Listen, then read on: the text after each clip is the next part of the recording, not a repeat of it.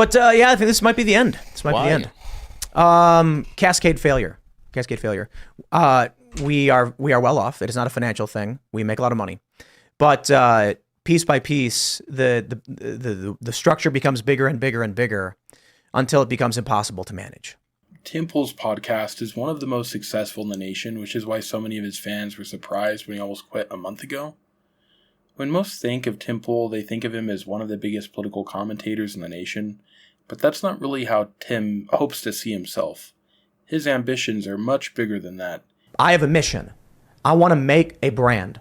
I want to challenge the Disneys. I want to push back. In this video, we're going to discuss Tim Pool's ambitions, how it almost led to his downfall, as well as Eric July, another YouTuber who has similar big hopes.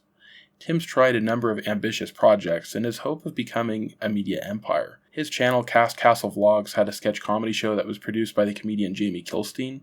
Tim's also released a number of songs, a podcast which focused on investigating supernatural, pop culture, and some documentaries.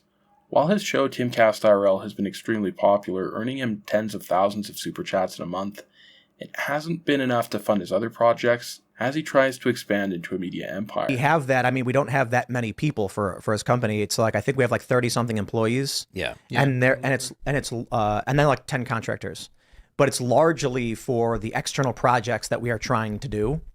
The issue now is we can get rid of the external projects, and that's a lot of people that are part of the crew and everybody loves. And the challenge thing is, like, when we go through this and we're like, maybe we need to, you know, we want to increase the buffer, we want to increase marketing. How do we sustain this show? How do we build more memberships? I think it's cool he's trying to make all types of entertainment and be more than a talking head, but I think there's a disconnect between many YouTubers who think that because they've cracked the algorithm or have a lot of fans, that they'll be equally successful in other fields automatically. The most glaring example of this YouTuber phenomenon is Eric July, who thought that his comic book character Isom was far superior to anything made by Marvel and DC. And all these pissy, broke, talentless fucking comic book pros who sat up there and acted like, oh, well, people just don't want to support original black characters and all this other goofy shit, which they actually used as swapping out their talentlessness, I guess, or the lack of talent that it is that they have. So they like to pretend like something's wrong with the audience. It's going to be fun moonwalking on a dead ass career. I'm going to be honest with you. It's going to be fun. So when I'm in possession of the world's most popular black comic book hero that, again, just came out, like I said, I'm moonwalking on a dead careers, and I'm not one of those guys that like to look the other way. No. I'm going to rub the shit in your face. All this shit that I just can't.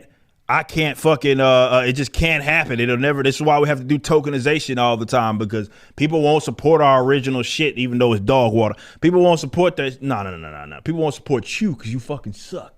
We'll show you how it's done. That's fine. I might put like, what's your dance move of choice once we win? Like what, I already told y'all, when we talk about their dead careers and once we win, I'm going to moonwalk. And I might go in from a moonwalk into a Cabbage Patch. And that may be my dance move of choice. And maybe that's a question that we'll put on the feedback section. Like, once we win, what's your dance move of choice once that happens? Because you guys understand that it's going to happen. When Dick Masterson, another internet personality, offered a critique to Eric July, he exploded. I'm going to be completely honest with y'all, and I got to be blunt. Y'all know this is who I am. You are a hoe ass. Also compared himself to Michael Jordan. Like, this person doesn't even, they don't possess that level of expertise to even understand this position. Why would you have to hear them out? It's like Michael Jordan trying to listen to fucking Kwame Brown, you know what I mean, about how to play the game of basketball. That's nonsense. He can't hear him out. You haven't been in those shoes. Personally, I don't think Isom was the greatest black character ever, nor that he's the Michael Jordan of comics. I also don't think Tim Pool's capable of making it Disney. To me, it seems YouTubers discount the amount of work and talent to create something truly great, and they build themselves up almost like the Tower of Babel, thinking they're bigger than they actually are.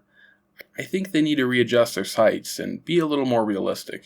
Let me know what you think in the comments below.